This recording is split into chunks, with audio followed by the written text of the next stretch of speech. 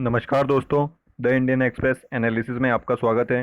देखिए, आज डेट है 21 मई। तो चलिए देखते हैं आज कौन से इंपॉर्टेंट आर्टिकल आए हैं जो हमें डिस्कस करने हैं। देखिए, पहले एक्सप्लेन पेज पे जाएंगे। तो एक्सप्लेन पेज पे आज एक इंटरव्यू आया है जो ये इन्होंने बताया कि किस तरीके से अभी इकॉनमी चल रही है और किस तरीके से और भी चीज़ें इसमें फ्यूचर में देखने को मिल सकती है। तो ये इंटरव्यू के बारे में डिस्कस करेंगे, क्या क्या बातें इकॉनमी के बारे में बताई जा रही है। और यहाँ पर देखिए, ये एक आर्टिकल आया है अभी जिसमें दो एंटीबॉडीज़ की बात की गई है। तो उसमें देखेंगे कि ये पहले की जो सार्स जो 2002 या 3 में आया था, तो उस टाइम की एंटीबॉडीज़ का आज के सार्स कोव 2 में क्या रोल है। और यहाँ पर एक मुंबई के बारे में आप कह सकते हो सिल्वर लाइनिंग बताई गई है कि किस तरीके से चीज़ें नेगेटिव हैं लेकिन क्या उसमें पॉजिटिव चीज़ भी हो रही हैं। तो उसको भी देख लेंगे। तो पहले ये इम्पोर्टेंट जो इंटरव्यू है इसको डिस्कस कर लेते हैं कि क्या क्या बातें इसमें की गई हैं। तो देखिए, बोला जा रहा है कि until a medical solution emerge market will keep swinging. ठीक है, जब तक मेडिकल सोल्यूशन आ नहीं जाते हैं तब तक मार्केट काफ़ी, आप कह सकते हो कि डामाडोल रह सकता है। अगर स्टिमुलस सरकार की तरफ से दिया जाएगा तो हमें कुछ पॉजिटिव चीज़ें देखने को मिल सकती है। और उसके बाद जब तक साइलेंस बना रहेगा फिर हमें मार्केट वापस, और आप कह सकते हो कि गिरती हुई नज़र आएगी। ठीक है, तो इनसे देखिए सवाल पूछा गया है कि impact of the pandemic on the Indian economy. ठीक है, तो अभी जो ये हैं नीलेश शाह साहब, ठीक है, ये इन्होंने अभी इंडियन एक्सप्रेस के साथ बात की और इन्होंने क्या सब अपने पॉइंट्स रखे हैं कि किस तरीके से चीज़ों को लेके चलना चाहिए। ठीक है, तो देखिए, ये एमडी हैं कोटक महिंद्रा के। ठीक है, तो इनका कहना है कि अभी इकॉनमी तो डाउन चल ही रही, क्योंकि आप कह सकते हो कि इकॉनमिक एक्टिविटीज़ चल नहीं रही है। सारे ही जो वर्किंग फर्म्स हैं सारे बंद चल रहे हैं, आप कह सकते हो। और जितने भी लोग हैं सबकी जॉब ऑलमोस्ट बंद पड़ी है। बहुत सारे जो लिमिटेड जिनके पास पॉसिबिलिटीज़ है वो वर्क फ्रॉम होम कर रहे हैं। ठीक है, तो इकॉनमी रुकी पड़ी है। और इसमें फ्यूचर जब तक वैक्सीन आ नहीं जाता है तब तक निकलना थोड़ा सा मुश्किल है। आगे इनसे पूछा गया है कि जो अभी सेल्फ रिलायंस की बात की गई, जो आत्मनिर्भर भारत पैकेज रिलीज किया गया है प्राइम मिनिस्टर द्वारा। ठीक है, तो वो क्या इंडिया ने जो 1991 में आप कह सकते हो लिबरलाइजेशन ग्लोबलाइजेशन की जो पॉलिसी लाई थी, एलपीजी की पॉलिसी लाई थी, जिससे हमने ग्लोबलाइजेशन को बढ़ावा दिया था, उससे हम रिवर्स हो रहे हैं। ठीक है, तो इन्होंने यहाँ पे बताया है कि ऐसी बात नहीं है कि हम जो 1991 में जो हमने एलपीजी की पॉलिसी लाई थी जिसके तहत हमने ग्लोबलाइजेशन को बढ़ावा दिया था और अब हम उससे रिवर्स हो रहे हैं। देखिए, सेल्फ रिलायंट का ये मतलब बिल्कुल भी नहीं है कि हम इंपोर्ट एक्सपोर्ट बंद कर देंगे। और इन्होंने बहुत सारे एग्जांपल भी दिए कि किस तरीके से अगर भारत चाहे तो भारत में बहुत अच्छा कॉटन प्रोडक्शन है। आप कह सकते हो चाइना के बाद second largest cotton production Bharat में ही है। तो बहुत सारी जो टेक्सटाइल है उसमें लीड ले सकता है। और फिर इसमें एग्जाम्पल दिया गया है कि किस तरीके से बांग्लादेश, जहाँ पे भारत से भी कम कॉटन की प्रोडक्शन है, लेकिन वहाँ पे काफ़ी अच्छा उनका, आप कह सकते हो कि इस सेक्टर में वो काफ़ी अच्छा परफॉर्म कर रहे हैं। टेक्सटाइल के सेक्टर में भारत से भी अच्छा परफॉर्म कर रहे हैं। ठीक है, तो आप उनसे कुछ सीख ले सकते हैं कि जहाँ एक तरफ उनके पास प्रोडक्शन कम है लेकिन वो सेल्फ रिलायंट कितने ज़्यादा है। तो हमें उन टर्म्स में उस लाइंस पे चलना है कि किस तरीके से कम दूसरे के ऊपर ज़्यादा से ज़्यादा ना डिपेंडेंट रहें और इतनी अपनी बाउंड्रीज़ के अंदर इतनी फैसिलिटीज़ ज़रूर जनरेट कर लें कि इस अनप्रेसिडेंटेड सिचुएशन में, अगर फ्यूचर में ऐसी सिचुएशन आए, तो हमें किसी दूसरी कंट्री के ऊपर ज़्यादा डिपेंडेंट ना रहना पड़े। ठीक है, और देखिए आगे बात बताई जा रही है कि जो giving the third dimension in the 1980s China and India were similar. ठीक है, तो इसमें कंपेयर भी किया गया है कि किस तरीके से चाइना ने जो सेल्फ रिलायंट का जो आप कह सकते हो जो पाथ है उसको फॉलो करते हुए, क्योंकि 1980 के आसपास भारत और चाइना की इकॉनमी आप कह सकते हो सेम साइज़ की हुआ करती थी। लेकिन आज चाइना जो एक आप कह सकते हो पूरे वर्ल्ड का मैन्युफैक्चरर बना बैठा है और भारत कितना पीछे, आप डिफरेंस देख ही सकते हो। ठीक है, तो ये क्यों हुआ है? क्योंकि चाइना जो है वो सेल्फ रिलायंट बनने की तरफ उसने अप्रोच करा है और भारत ने, आप कह सकते हो, इसमें काफ़ी पीछे रह गया भारत। अब यहाँ बात बताई जा रही है कि एमएसएमई को प्रिपेयर करने के लिए, ठीक है, cater to the need of the corporate sector higher up in the value chain. ठीक है, अब एमएसएमईज की इसमें बात की गई किस तरीके से। अभी हमने देखा है कि अभी एमएसएमईज को प्रमोट किया जा रहा है, कितने स्टिमुलस पैकेजेस लाए गए हैं। और इसमें ये भी बात बताई गई है कि क्या क्या नेगेटिव फैक्टर्स हैं भारत में, जैसे कि टैक्सेशन रूल्स हैं वो काफ़ी, आप कह सकते हो, स्ट्रिक्ट हैं। तो उनको कंप्लायंस करना पड़ता है। जो लेबर की फ्लेक्सिबिलिटी काफ़ी स्ट्रिक्ट होती थी, अभी उसको भी हमने देखा कि लेबर फ्लेक्सिबिलिटी बहुत सारे स्टेट्स ने अपने यहाँ पर काफ़ी रिलैक्स कर दिया, आप कह सकते हो ताकि वो दूसरे जो कंट्रीज़ की कंपनीज़ हैं उनको अपने यहाँ पर अट्रैक्ट कर सकें। ठीक है, और जो लैंड एक्विजिशन नॉर्म्स हैं उनमें भी हमने देखा है कि किस तरीके से जो बाहर से कंपनीज आती हैं उनको इन सब प्रोसेस में कितनी दिक्कत होती है, इसलिए इन्वेस्टमेंट गिर जाता है दूसरी कंट्री कंपनीज का इंडिया की तरफ। ठीक है, और देखिए और बात बताई जा रही है कि किस तरीके से अभी जो प्रधानमंत्री जी ने अनाउंस किया था कि वो इन चीज़ों पे ज़्यादा फोकस करने वाले हैं, लैंड, लेबर, लिक्विडिटी और लॉ के ऊपर, ठीक है। तो इन चीज़ों की भी यहाँ पे बात की गई कि इन सब चीज़ों के ऊपर वर्क करना बहुत ही ज़रूरी है ताकि इकॉनमी वापस से बैक टू द ट्रैक आ सके। अब देखिए और आगे क्या बात बताई जा रही है कि अब यहाँ पे बोला गया है कि जो हॉटस्पॉट है इंडस्ट्रियलाइज एरिया जैसे कि महाराष्ट्र, गुजरात, ठीक है, तो उनका क्या इम्पैक्ट पड़ेगा रिकवरी में। तो यहाँ पे बोला गया है कि इसका अनडाउटेडली बहुत नेगेटिव इफेक्ट पड़ने वाला है इकॉनमी में, क्योंकि आप कह सकते हो कि जो महाराष्ट्र है, गुजरात है, ये सब काफ़ी एक मेजर स्टेट है, तो यहाँ पर काफ़ी ज़्यादा इकोनॉमिक एक्टिविटीज़ होती है। हमने कल ही देखा था कि 32% ऑफ द टैक्स तो सिर्फ मुंबई से आता है।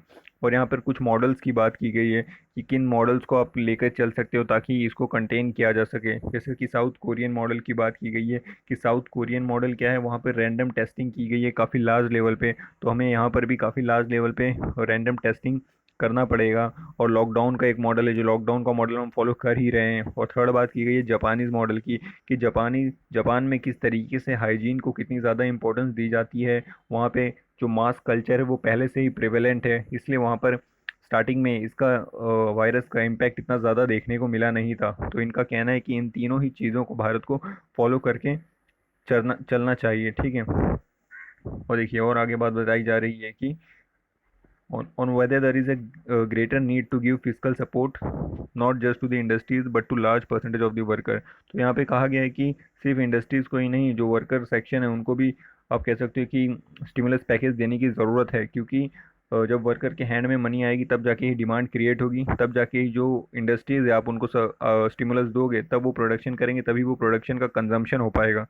तो इस तरीके से ओवरऑल साइकिल परफेक्ट चलनी चाहिए, तभी जाके आप कोई भी एक सेक्शन को जो स्टिमुलस दे रहे हो वो सही तरीके से उसका बेनिफिट हो पाएगा। तो अब देखने वाली बात होगी कि किस तरीके से इन चीज़ों को गवर्नमेंट फॉलो कर पाती है या नहीं कर पाती है, या कौन सा स्टेप लेती है। और देखिए यहाँ पर कुछ और सवाल पूछे गए हैं। पूछा गया है कि ये देखिए, एक मिनट, देखिए on whether the government should go in for more boring, तो और बोरिंग की बात की गई है, क्योंकि अभी हमने देखा है कि जो रेवेन्यू है गवर्नमेंट का वो भी कम होते चला जा रहा है। तो एक गवर्नमेंट के पास ऑप्शन ये बचता है कि वो रेवेन्यू के लिए बोरोइंग का सहारा ले, ठीक है। तो बोरोइंग के लिए ज़रूर जा सकते हैं हम, क्योंकि अभी भारत का जो डेप्ट टू जीडीपी रेशियो है वो सिर्फ 70% है, और अब यूएसए का देखेंगे डेप्ट टू जीडीपी रेशियो वो 100% है, ठीक है। तो एक ऑप्शन तो है हमारे पास कि हम बोरोइंग के लिए जा सकते हैं, लेकिन इससे गवर्नमेंट हमेशा रिफ्रेन करती है कि वो बोरिंग के लिए ना ही जाए, क्योंकि इससे आप कह सकते हो कि वर्ल्ड लेवल पे थोड़ी सी इमेज खराब होती है, फिर इससे इन्वेस्टमेंट आने में दिक्कत हो जाती है, ठीक है। तो एक ऑप्शन तो है, अगर आप कह सकते हो कि आगे और ज़रूरत पड़ी तब बोरिंग के लिए ज़रूर जा सकते हैं। अब देखिए ये वाले आर्टिकल की बात करते हैं जिसमें टू एंटीबॉडीज़ की बात की गई है। तो अभी दो नए एंटीबॉडीज़ पे स्टडी की जा रही थी, जो 2002 और 2003 के समय पे सार्स जो फैला था, सीवियर एक्यूट रेस्पिरेटरी सिंड्रोम, इसका पहला वर्जन जो फैला था, उस टाइम के जो सर्वाइवर थे उनके शरीर में से दो एंटीबॉडीज़ आप कह सकते हो निकाली गई हैं। एक का नाम है S309 और एक का नाम है CR3022। ये दो एंटीबॉडीज़ ली गई है, और अभी देखा जा रहा है कि ये जो दो एंटीबॉडीज़ ली गई है वो मेमोरी बी सेल से ली गई है। ये मेमोरी बी सेल क्या होता है, तो देखिए अगर आप किसी डिजीज़ से इन्फेक्ट हो गए हैं तो आपके शरीर में जो मेमोरी बी सेल है, इसकी मदद से ही आपकी शरीर एंटीबॉडीज़ बनाती है, ठीक है, ताकि जब दोबारा वो वायरस या वो पैथोजन आपके शरीर में एंट्री करेगा तो ये मेमोरी बी सेल होता है, यही आपके शरीर को याद दिलाता है कि एंटीबॉडीज़ बनाने और सामने वाले पैथोजन से लड़ाई करनी है, ठीक है। तो यहाँ से मेमोरी बी सेल से S309 ये वाली एक एंटीबॉडी, और CR3022 ये वाली एंटीबॉडी, इन दो बॉडी के ऊपर स्टडी किया गया, और ये पाया गया कि जो S309 है ये थोड़ा सा काफ़ी कह सकते हैं कि मदद कर रहा है सार्स कोव 2 से लड़ने में, ठीक है। तो इसका एक काफ़ी पॉजिटिव रिजल्ट देखने को मिल रहा है, तो इसका भी इस्तेमाल किया जा सकता है कि किस तरीके से इसको भी यूज़ करना है इस कोविड कोविड के वायरस से लड़ने के लिए, अभी जो सार्स कोव 2 चल रहा है, ठीक है। क्योंकि इनका देखा गया कि इनको चेक किया जाता है बेसिकली जो स्पाइक प्रोटीन होता है। सपोज करिए देखिए ये वायरस है और इसकी ये जो टेंटिकल से निकले होते हैं ये होते हैं स्पाइक प्रोटीन्स, यही जाके जो ह्यूमन सेल के ऊपर जो रिसेप्टर्स होते हैं APEC, ठीक है, 2, ये वाले जो रिसेप्टर्स होते हैं उनके साथ बाइंड होके फिर शरीर के अंदर एंट्री कर जाते हैं। तो वही एक ब्रेकिंग पॉइंट होता है कि जहाँ पर आप इन वायरस के साथ डील कर सकते हो, ठीक है। तो अब देखने वाली बात होगी कि इन दोनों एंटीबॉडीज़ का कैसे फ्यूचर स्टडीज़ में या जो वैक्सीन बनाए जा रहे हैं उनमें कुछ यूज़ हो पाता है या नहीं। अब यहाँ देखिए, यहाँ मुंबई की बात की गई है। मुंबई में जिस तरीके से आप कह सकते हो अभी केसेस बढ़ते ही जा रहे हैं, जैसे कि महाराष्ट्र टॉप पे तो चल रहा है और महाराष्ट्र में मुंबई काफ़ी लीड लेके चल रहा है। तो एक नेगेटिव इमेज तो है, लेकिन सिल्वर लाइनिंग ये बताई गई है कि काफ़ी अब डेथ रेट भी स्लो हो रही है और जो नंबर ऑफ केसेस है वो भी कम, अब थोड़े मतलब रेट कम हो रहा है। और जो डबलिंग रेट है, डबलिंग रेट यानी कि जितने दिनों में केसेस डबल हो जाते थे, ठीक है, वो भी अभी बढ़ रहा है। डबलिंग रेट बढ़ना बहुत ही पॉजिटिव साइन है, ठीक है। देखिए, जितना ज़्यादा डबलिंग रेट रहेगा उतना ज़्यादा टाइम लगेगा केसेस को डबल होने में, ठीक है। तो पहले जो डबलिंग रेट था वो आप कह सकते हो 6 दिन था, 7 दिन था, फिर 11 दिन हुआ, अब 13 दिन के लगभग हो गया डबलिंग रेट। और जो डेथ रेट है वो भी आप कह सकते हो कम होते जा रहा है, ठीक है। एक टाइम पे 7% तक था डेथ रेट, आज 3.5% पे आ चुका है। तो ये कुछ आप कह सकते हो कि पॉजिटिव लाइंस बताई गई हैं कि मुंबई में जिस तरीके से सबसे ज़्यादा सिचुएशन ख़राब है, लेकिन क्या चीज़ें बैक टू द ट्रैक आ रही हैं उनके बारे में यहाँ बात की गई है। तो यही था आज के एक्सप्लेन पेज में। अब देखते हैं कि एडिटोरियल्स पेज में क्या क्या एडिटोरियल्स आज हैं डिस्कस करने के लिए। तो देखिए, ये जो पहला वाला आर्टिकल आया है, ये इसको बताया जा रहा है कि लॉ को एज अ वेपन यूज़ किया जा रहा है। हम देख रहे हैं कि बहुत सारी जगहों पे जो एपिडेमिक डिजीज़ एक्ट है, डिज़ास्टर मैनेजमेंट एक्ट है, और जो आप कह सकते हो कर्फ्यू वाला एक्ट होता है सेक्शन 144, इन चीज़ों का इस्तेमाल करके जो ऑफिशियल्स हैं वो काफ़ी आप कह सकते हो कि गलत स्टेप्स भी ले रहे हैं। जहाँ पे जितना स्ट्रांगली रिएक्ट करने की ज़रूरत नहीं, वहाँ पर भी उतना स्ट्रांगली रिएक्ट कर रहे हैं। तो इस आर्टिकल को देखेंगे। और यहाँ पर देखिए, यहाँ पर और राइटर का कहना है कि जो भी अभी स्टिमुलस पैकेजेस दिए गए हैं आत्मनिर्भर भारत के तहत, वो सफिशिएंट नहीं है, और भी अच्छा पैकेज लाना चाहिए था, उसकी बात बताई गई है। और यहाँ पर मास्क से रिलेटेड थोड़ी बातें बताई गई हैं, तो इसको भी देख लेंगे कि क्या कहना चाह रहे हैं इसमें। और यहाँ पर देखिए, ये वाले आर्टिकल में बेसिकली साइकोलॉजिकल बातें बताई गई हैं कि किस तरीके से लॉकडाउन के पीरियड में लोग साइकोलॉजिकली कैसे सोच रहे हैं, ठीक है, उस बारे में बात बताई गई है।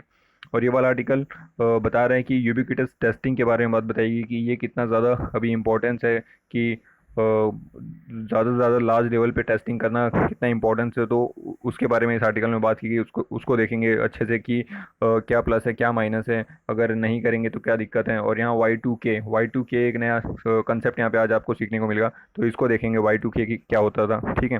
तो चलिए स्टार्ट करते हैं। देखिए, पहला आर्टिकल है लॉ एज अ वेपन, ठीक है। तो देखिए, इस टाइम पे एपिडेमिक डिजीज़ एक्ट 1897 ये काफ़ी चर्चे में, ठीक है। ये डिजीज़ जो एक्ट है, इसके तहत जो ऑफिशियल्स होते हैं, जो पुलिस ऑफिशियल्स हैं, इनको काफ़ी पावर मिल जाती है कि वो एक्ट कर सकते हैं लोगों के अगेंस्ट में। और अगर वो आप कह सकते हैं कि थोड़ा सा ज़्यादा ही पावर उनके हाथ में आ जाती है, उनके अगेंस्ट कोई कार्रवाई भी नहीं की जा सकती, अगर वो थोड़े स्ट्रिक्ट एक्शन भी ले सकते हैं, ठीक है।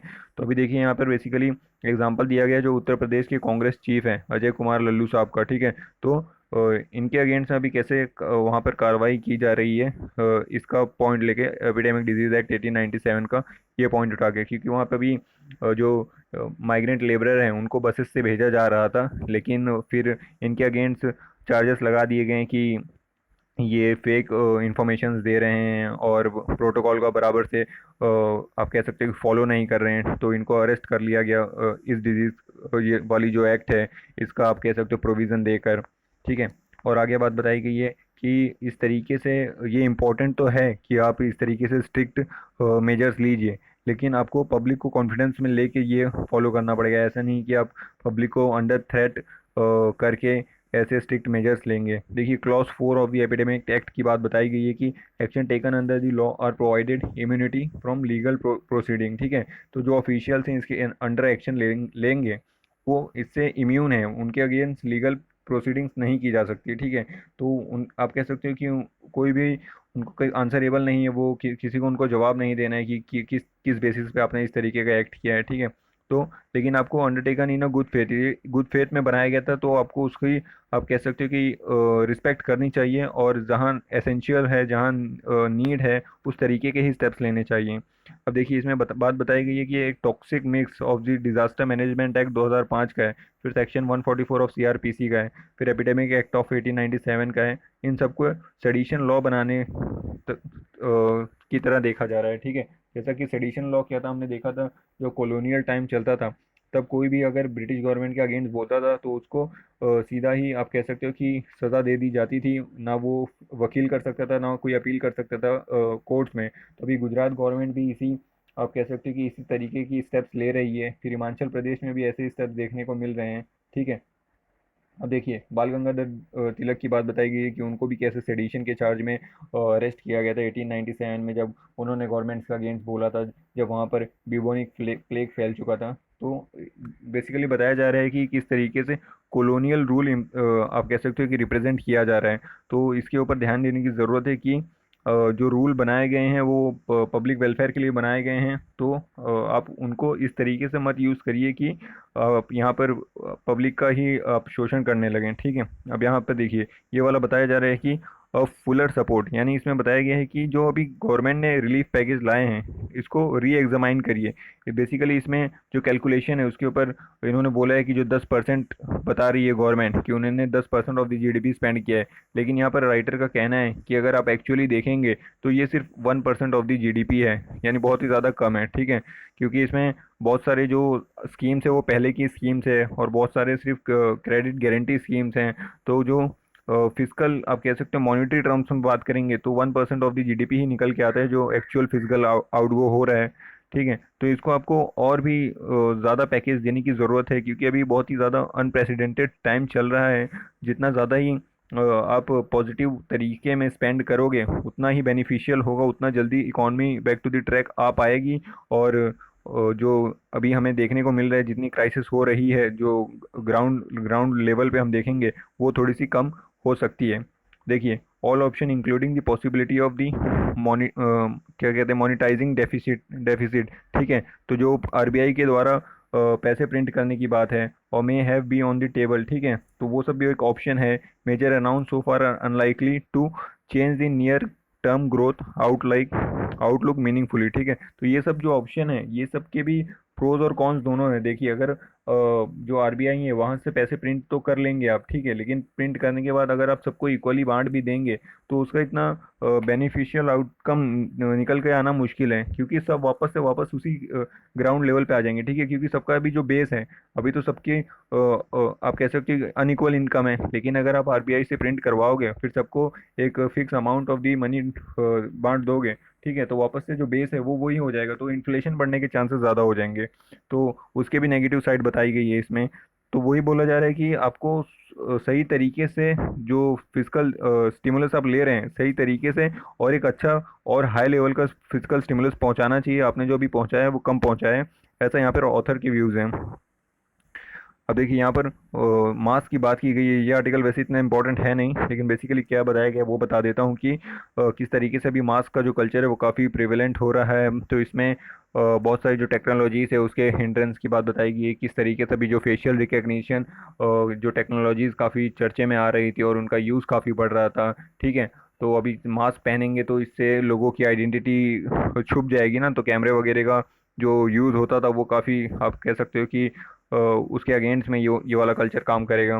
तो उसके बारे में बात बताई गई है।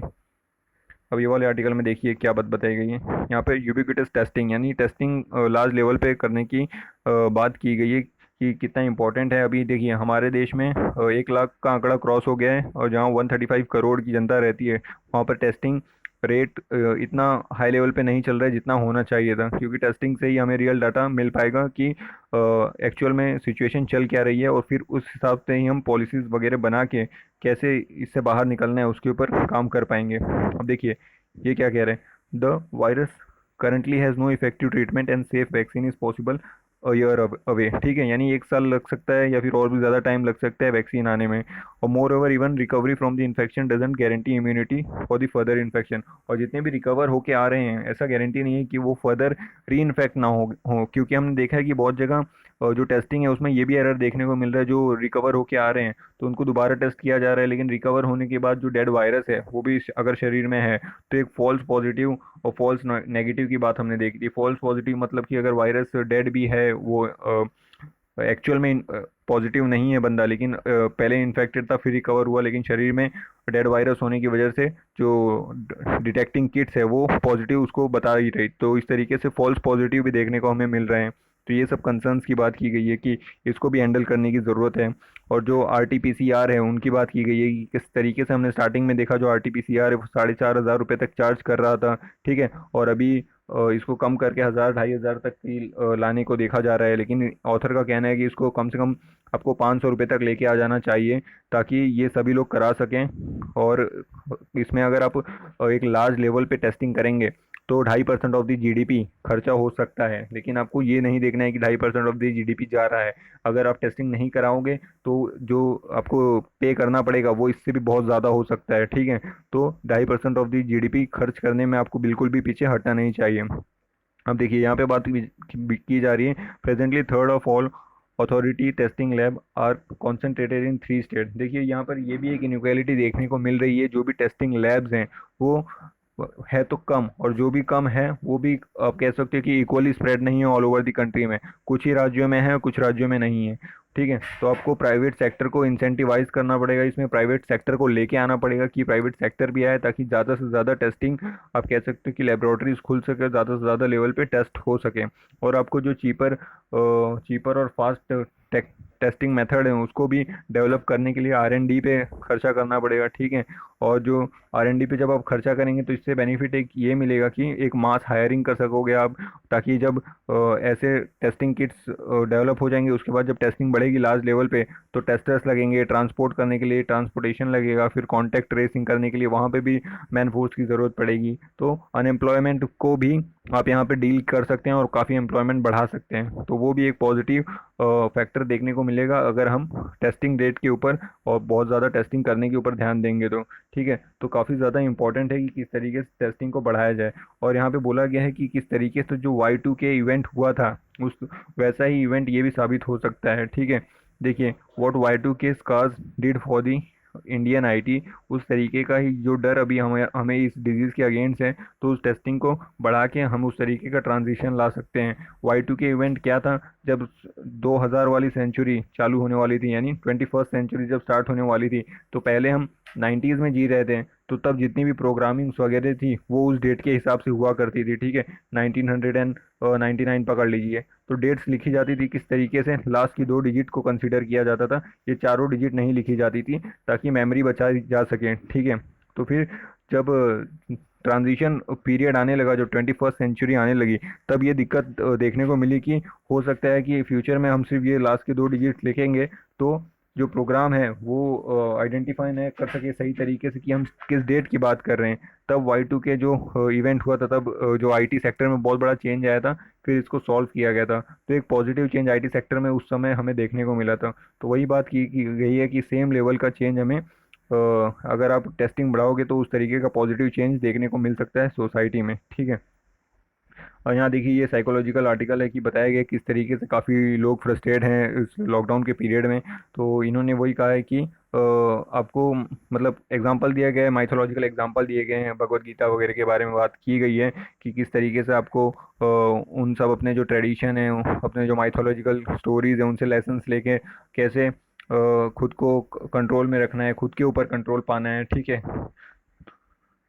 अब देखिए जो आइडिया आइडिया वाला पेज है, इसमें देखते हैं क्या बात बताई गई है। देखिए ये वाला जो आर्टिकल आया है, रिवॉर्ड द पीपल, यहाँ पे बेसिकली जम्मू कश्मीर की बात की गई है।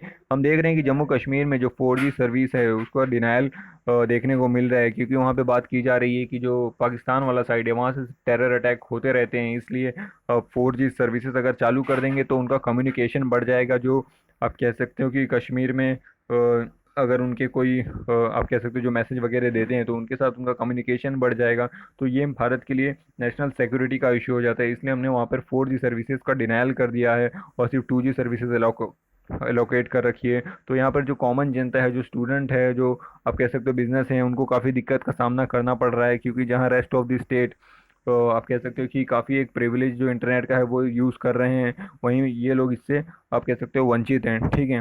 तो देखिए आगे बोला है, necessary special in special circumstances can now be done away with. It is time to allow Jammu and Kashmir plays political activity. अब देखिए इसमें जम्मू एंड कश्मीर को पॉलिटिकली एक्टिव करने की भी बात की गई है। इसमें बेसिकली अभी डोमोसाइल वगैरह की बात की गई है, किस तरीके से डोमोसाइल में अभी चेंजेस जो रूल्स है उसमें चेंजेस लाए गए हैं। तो यहाँ देखिए जैसा कि अभी 5 अगस्त 2019 से हमने आप कह सकते हो डाइल्यूशन ऑफ 370 और डिलीशन ऑफ दी आप कह सकते हो एलिमिनेशन ऑफ दी 35A किया था, जिसके तहत 370 से जम्मू कश्मीर को स्पेशल स्टेटस मिलता था। और 35A के तहत क्या होता था कि जो वहाँ के रहने वाले हैं, जो permanent resident of the Jammu Kashmir हैं, उन्हीं लोगों को वहाँ की आप कह सकते हो कि जॉब दी जाती थी। बाहर के लोग अप्लाई नहीं कर सकते थे, ना तो प्रॉपर्टी ले सकते थे, ठीक है।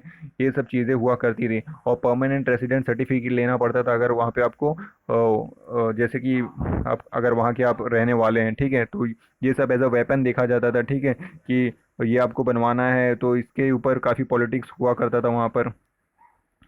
अब देखिए बहुत सारे लोग वहाँ पे डिकेट से रहते थे, उनका भी नहीं बन पाता था। तो एक बहुत बड़ा पॉलिटिकल टूल बन चुका था परमानेंट रेसिडेंट सर्टिफिकेट। तो अभी जो न्यू एक्सटेंडेड डोमिसाइल स्टेटस लाने की बात की गई है, अब नया नया वहाँ पे डोमिसाइल रूल लाने की बात की गई है, ठीक है। तो इसमें किन किन लोगों को कवर किया जाएगा, not just the current permanent resident certificate holder, यानी जो पहले से जिनके पास है वो तो इंक्लूड होंगे ही, वो तो डोमिसाइल बनवा ही सकते हैं। लेकिन जो बाकी के लोग हैं जिनको डिनाई कर दिया था वो भी बनवा सकते हैं। और जो 35A के तहत नहीं आते थे वो भी बनवा सकते हैं। Refugees from the west Pakistan, ठीक है, who have migrated to Jammu and region during the partition, जो पार्टीशन के टाइम पे पाकिस्तान से यहाँ मूव कर गए थे, ठीक है।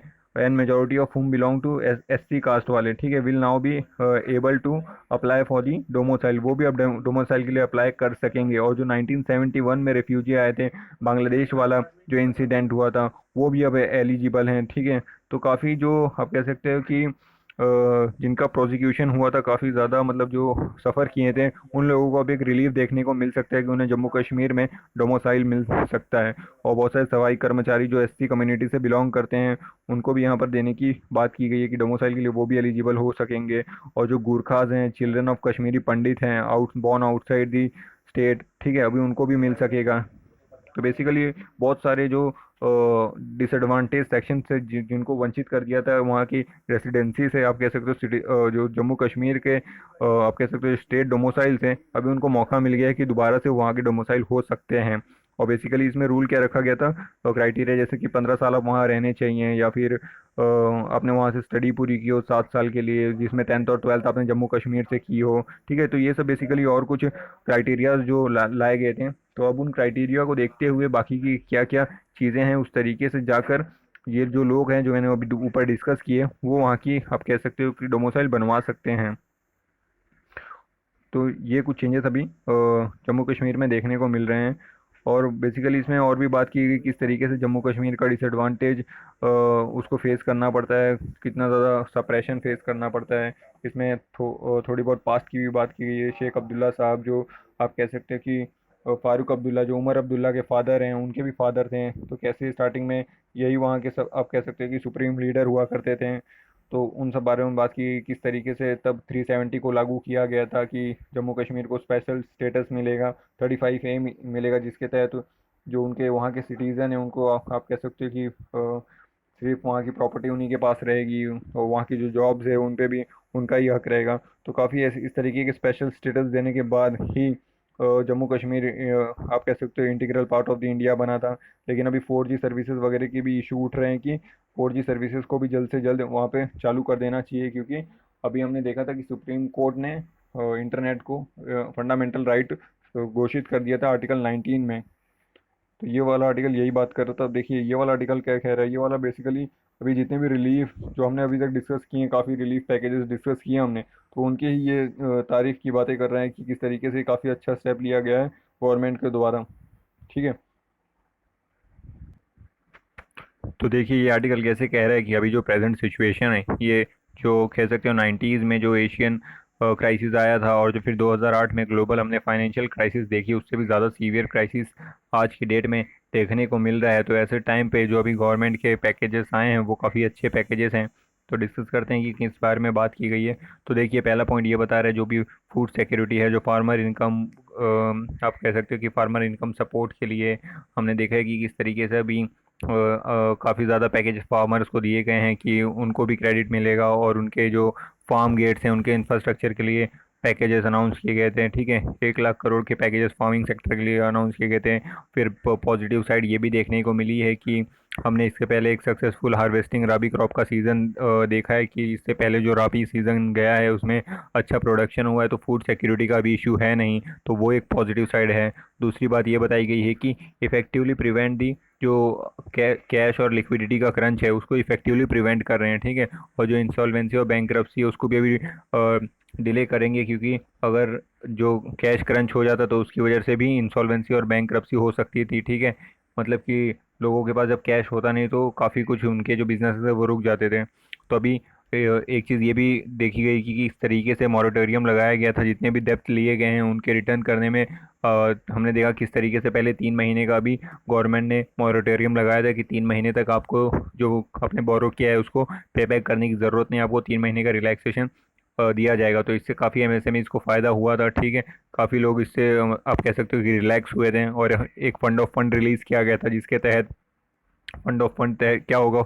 एक फंड ऑफ फंड आप सपोज करिए कि बड़ी सी कंपनी है, इसके अंडर में बहुत सारे म्यूचुअल फंड्स काम करते हैं और फिर ये म्यूचुअल फंड आगे जाके इक्विटीज़ में अपने अपने पैसे लगाते हैं, ठीक है। तो इस तरीके से फंड ऑफ फंड रिलीज़ किया गया था 50,000 करोड़ का, ठीक है। तो वो भी एक बेनिफिशियल फैक्टर रहा है पूरा बैलेंस करने में इकॉनमी को, ठीक है। अभी देखिए 90,000 करोड़ का पैकेज लाया गया है कि डिस्कॉम को किस तरीके से बचाया जाए, कि डिस्कॉम का भी काफ़ी नुकसान यहाँ पर देखने को मिल रहा है, क्योंकि आप कह सकते हो कि इलेक्ट्रिसिटी का कंजम्पशन काफ़ी कम हो गया है। और जो पैसे थोड़े बहुत डिस्काउंट तो पहले से ही काफ़ी आप कह सकते हो कि नुकसान में रहता है।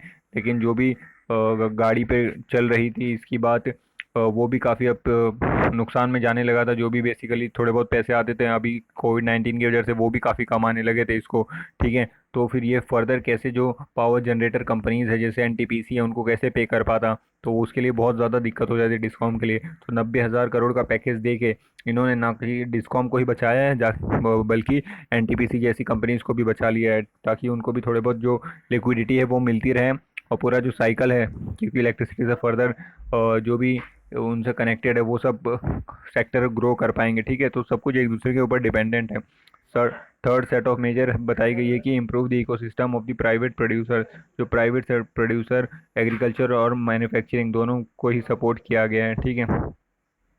और आगे बात बताई जा रही है जो स्ट्रीट वेंडर्स हैं उनको भी किस तरीके से क्रेडिट के लिए फैसिलिटीज़ दी गई हैं, ताकि वो भी अपना बैक टू दी वर्क आ सकें। तो सभी लोगों को आप कह सकते हो कि यहाँ पर कंसीडर किया गया है। देखिए हमने जन धन अकाउंट में फीमेल्स के 500 रुपए किस तरीके से ट्रांसफ़र किए गए, तो ऐसे उस सेक्शन को भी जितना भी पॉसिबल है सपोर्ट दिया गया है। फिर हमने देखा है टीडीएस और टीसीएस यानी tax deduction at the source और tax collection at the source, यानी जहाँ से आपके सपोज करिए कि कंपनी से आपको सैलरी मिल रही तो वहीं कंपनी से ही आपका जो टैक्स डिडक्ट हो जाता था, उसमें भी 25% की कटौती की गई है। यानी अगर 4 रुपये करते थे तो आज की डेट में 3 ही रुपये कटेंगे, ताकि आपके पास 1 रुपया एक्स्ट्रा है उसके आप खर्च कर सको। और खर्च करोगे तभी जाके आप कह सकते हो कि इकॉनमी ट्रैक पे आ सकेगी। और मनरेगा में 40,000 करोड़ अभी इन्फ्यूज़ किया गया है। तो ये सब काफ़ी वो आप कह सकते हो हेल्प करेगा जो भी वर्कर माइग्रेट करके जा रहे हैं, ठीक है। तो उनको वहाँ पे काम या फिर एम्प्लॉयमेंट दिलाने में काफ़ी हेल्प करेगा ये 40,000 करोड़। अब देखिए आगे क्या बात बताई जा रही है। ये वाला आर्टिकल तो हमने देख लिया है अभी। तो बेसिकली इसमें सभी वही बताया गया है कि किस तरीके से जो भी स्टेप्स लिए गए हैं काफ़ी अच्छे स्टेप्स हैं और ये पोस्ट कोविड रिकवरी के लिए काफ़ी बेनिफिशियल साबित होंगे। और यहाँ देखिए यहाँ पर lack of the social security for the women की बात की गई है कि जो इनफॉर्मल सेक्टर पे जितने भी आप कह सकते हैं बेसिकली सभी इनफॉर्मल सेक्टर के लिए बात की गई है कि किस तरीके से उनको इनफॉर्मल सेक्टर वाले को भी सोशल सिक्योरिटी प्रोवाइड करानी चाहिए। जो पेंशन स्कीम्स है वो प्रोवाइड कराने चाहिए, हेल्थ इंश्योरेंस स्कीम प्रोवाइड करानी चाहिए। लेकिन यहाँ पे मेन फोकस वुमेन्स के ऊपर रखा गया। एग्जांपल भी दिए गए हैं एक आध वुमेन के कि किस तरीके से उन्होंने अपने हेल्थ इंश्योरेंस करा के रखे थे तो उनको वो ट्रीटमेंट के लिए बेनिफिट हुआ, ठीक है। जैसे कि 90% ऑफ ओवर वर्किंग है पीपल है वो इनफॉर्मल सेक्टर में ही काम करते हैं, तो उनके पास कोई भी फॉर्मल आप कह सकते हो कि सोशल सिक्योरिटी वगैरह होती नहीं है। वो इन सब चीज़ों पे इतना ध्यान नहीं देते। तो इस फील्ड में भी काम करने की ज़रूरत है और जितने भी सोशल सिक्योरिटी स्कीम्स है वो उनके लिए भी लेके आने की ज़रूरत है, ताकि वो भी आप कह सकते हो कि इंश्योरेंस निकलवा कर रखें, पेंशन स्कीम्स में इन्वेस्ट करें, ठीक है। और देखिए यूनिवर्सल हेल्थ कवरेज पॉलिसी की यहाँ पे बात की गई है कि यूनिवर्सल हेल्थ कवरेज लाने के बारे में हम सोच रहे हैं कि किस तरीके से सभी को सेम लेवल का हेल्थ फैसिलिटीज़ मिल सके। नेशनल हेल्थ पॉलिसी 2017 में भी इसकी बात की गई है, ठीक है। फिर केरला का एग्जांपल दिया गया है किस तरीके से केरला में कितना हेल्थ इंफ्रास्ट्रक्चर अच्छा है। वहाँ पे हेल्थ वाइज ये स्टेट काफ़ी लीड करता है भारत में। तो वहाँ पर हेल्थ से रिलेटेड, देखिए हेल्थ अच्छा हो गया तो बाकी सभी चीज़ें इंटरकनेक्टेड हैं, तो सारी चीज़ें अच्छी चली होती चली जाती हैं, ठीक है।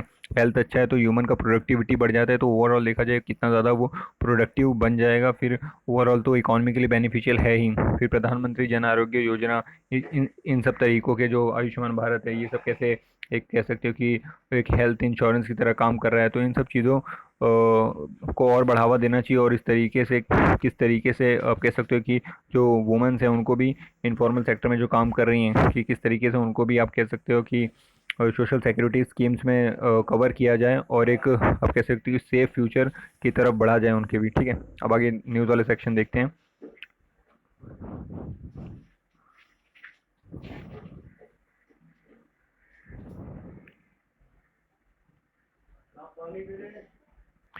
अब देखिए वर्ल्ड पेज की बात करें तो वर्ल्ड पेज में यहाँ बताया गया है किस तरीके से जो पैलेस्टीन अथॉरिटी है free of the Oslo peace pact commitment हो गए हैं, ठीक है। ये वहाँ के जो प्रेसिडेंट है अब्बास साहब, देखिए मोहम्मद अब्बास इनका कहना है। देखिए ओस्लो पीस पैक्ट क्या है, ये जानना ज़रूरी है।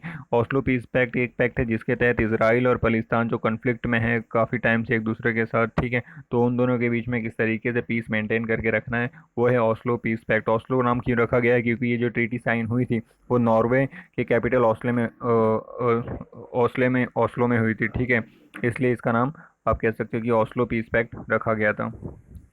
और यहाँ पर देखिए जो ताइवान है वहाँ के जो प्रेसिडेंट हैं, आप कह सकते हो साई इनवेन, ये दोबारा से री इलेक्ट हुई हैं और इन्होंने वापस से बात करी है कि ताइवान के इंडिपेंडेंस की बात करी है, और वो चाइना के वन चाइना पॉलिसी और वन चाइना का आप कह सकते हो वन कंट्री टू सिस्टम, इसके ऊपर इतना फोकस नहीं करती ये, इसको इम्पोर्टेंस नहीं देती, और ये ताइवान के इंडिपेंडेंस के ऊपर ही फोकस करेंगी। तो अब देखने वाली बात होगी कि चाइना जो रीयूनिफिकेशन की बात करता है कि हम ताइवान को अपने अंडर ले लेंगे, वो किस तरीके से लेके चलेगा, ठीक है।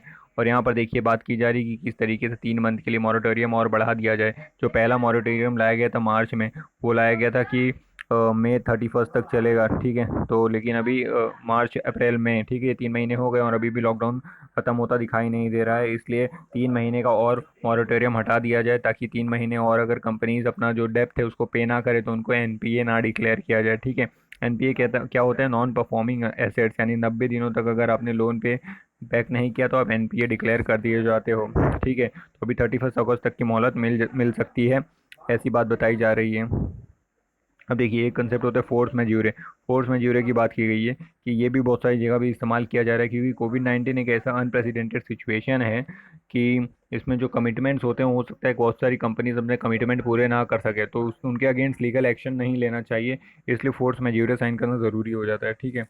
तो फोर्स मैज्योरे ये बताता है कि अगर कोई ऐसी सिचुएशन आ जाए जिसमें कंपनी अपने कमिटमेंट पूरी ना कर सके तो उनको लीगली वो बाइंड ना हो, ठीक है।